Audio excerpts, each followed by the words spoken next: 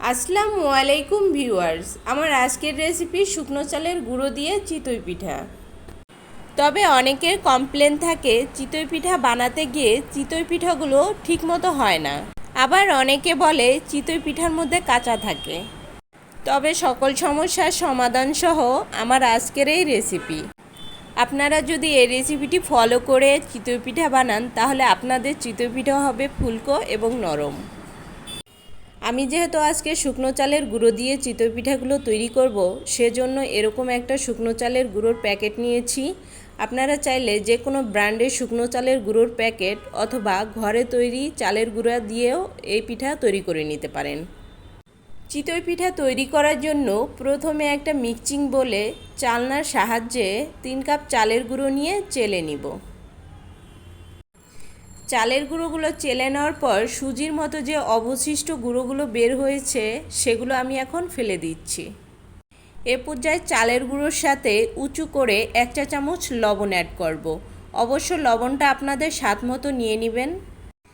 এখন চালের গুঁড়োর সাথে লবণ খুব ভালোভাবে মিশিয়ে এর মধ্যে গর্ত করে নিব। এ পর্যায়ে অ্যাড করব 1 কাপ কুসুম গরম পানি। অবশ্য পানিটা কুসুম গরমই হতে হবে, নয়তোবা দেখা যাবে এর থেকে বেশি গরম হলে গুঁড়িটা সিদ্ধ হয়ে গেছে। এরপর পানির সাথে গুঁড়ি খুব ভালোভাবে মিশিয়ে নিব। খুব ভালোভাবে মেশানো হয়ে গেলে যখন এরকম একটা অবস্থাতে চলে আসবে, এ পর্যায়ে আমি আরও 1/2 কাপ পানি অ্যাড করব। তবে পানিটা আমি একত্রে অ্যাড না করে অল্প অল্প করে অ্যাড করে একটা ডোয়ের মতো তৈরি করে নিব। এটা যে অবস্থাতে আছে এটা কিন্তু খুব বেশি নরমও না, আবার কিন্তু খুব বেশি শক্তও না। এ পর্যায়ে একটা ঢাকনা দিয়ে ঢেকে এটাকে রেস্টে রেখে দিব 20 মিনিটের জন্য। তবে আপনাদের হাতে যদি বেশি সময় থাকে এটাকে 30 মিনিটের জন্য রেস্টে রেখে দিতে পারেন। 20 মিনিট পর দেখা যাবে ডোটা খুব ভালোভাবে সেট হয়ে গেছে এবং অনেকটা সফট হয়ে গেছে। এরপর ডোটাকে খুব ভালোভাবে মথে নিব। আমরা আটা রুটির ডো যেভাবে মথে নেই ঠিক সেভাবে মথে নিতে হবে। খুব ভালোভাবে মথে নেওয়ার কারণেই কিন্তু পিঠাগুলো অনেক বেশি ফুলকো হবে এবং সফট হবে এবং পিঠার মধ্যে অসংখ্য ছিদ্র থাকবে।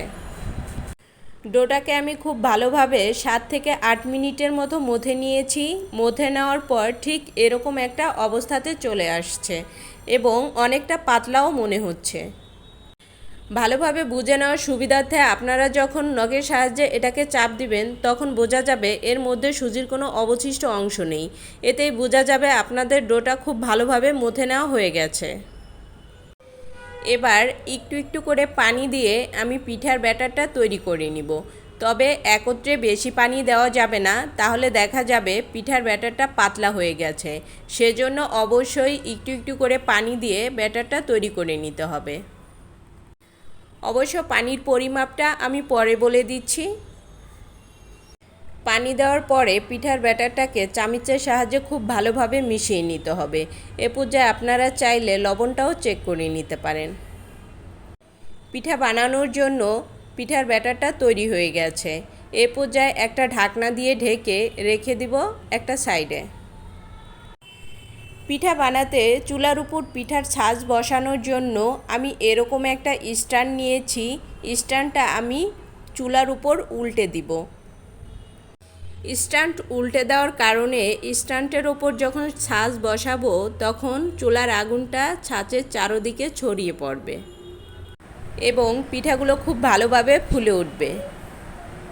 এ পর্যায়ে চুলার জাল ধরিয়ে ছাঁচের উপর তেল দিয়ে তেল ব্রাশ করে নিচ্ছি এবং ছাঁচটাকে ধোয়া ওঠা গরম করে নিব।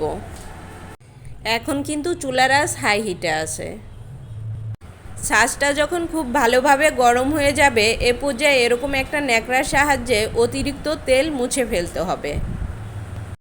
পিঠা বানানোর জন্য আমি যে পিঠার ব্যাটারটা তৈরি করেছি এই পিঠার ব্যাটারের ঘনত্বটা ঠিক এরকম হবে। পিঠার এই ব্যাটারটা তৈরি করতে আমার সর্বমোট পানি লেগেছে 2.5 কাপ প্লাস 1/3 কাপ, অর্থাৎ 3 কাপের থেকে 2 টেবিল চামচ কম। তবে কারো কারো ক্ষেত্রে পানির পরিমাণটা কম বেশি লাগতে পারে। এখন পিঠার ব্যাটারটা আমি গরম ছাঁচের উপর দিয়ে দিচ্ছি। এরপর একটা ঢাকনা দিয়ে এটাকে ঢেকে দিব এবং অপেক্ষা করব 2 থেকে 3 মিনিট পর্যন্ত। 2 থেকে 3 মিনিট পর দেখা যাবে পিঠাটা খুব সুন্দরভাবে ফুলে উঠেছে। প্রথম ব্যাচ পিঠাই কিন্তু মাশাআল্লাহ অনেক সুন্দর হয়েছে।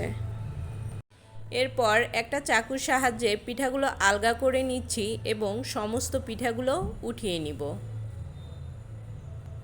প্রতি ব্যাচ পিঠা ভাজার জন্য ছাঁচের মধ্যে একটুখানি তেল দিয়ে খুব ভালোভাবে মুছে নিতে হবে এবং ছাঁচটাকে হাই হিটে গরম করে নিতে হবে। পিঠার ব্যাটারটা যখন ছাঁচের মধ্যে দিবেন এ পর্যায়ে চুলার আঁচ মিডিয়ামের থেকে একটু হাইয়ে দিয়ে রাখতে হবে এবং পিঠার ব্যাটারটা দেওয়া হয়ে গেলে চুলার আঁচ মিডিয়ামে দিয়ে পিঠাগুলো ভেজে নিতে হবে। এভাবে যদি পিঠাগুলো খুব সহজেই উঠে আসে তাহলে তেল দিয়ে না মুছলেও চলবে। এভাবে আমি প্রতি ব্যাচ পিঠা একে একে ভেজে নিব। সমস্ত পিঠাগুলো আমার ভাজা হয়ে গেছে। পিঠাগুলো কিন্তু অনেক সফট এবং ফুলকো হয়েছে। অবশ্য আপনারা দেখেই বুঝতে পারছেন এটা কতটা ফুলকো হয়েছে এবং এর ভিতরটা কিন্তু অনেক সুন্দর জালি জালি হয়েছে। বড় সাইজের একটা পিঠা আমি ছিঁড়ে দেখাচ্ছি। এই পিঠাটাও কিন্তু অসম্ভব সুন্দর এবং জালি জালি হয়েছে। শুধু একটু ট্রিক্স খাটালেই কিন্তু শুকনো চালের গুঁড়ো দিয়েও অসম্ভব সুন্দর পিঠা তৈরি করা যায়। ভিডিওটা যদি ভালো লাগে তাহলে অবশ্যই একটা লাইক করবেন এবং কমেন্ট করে জানাবেন কেমন হয়েছে এবং এরকম নিত্য নতুন ভিডিও পেতে আমার চ্যানেলটি অবশ্যই সাবস্ক্রাইব করবেন। আল্লাহ হাফেজ।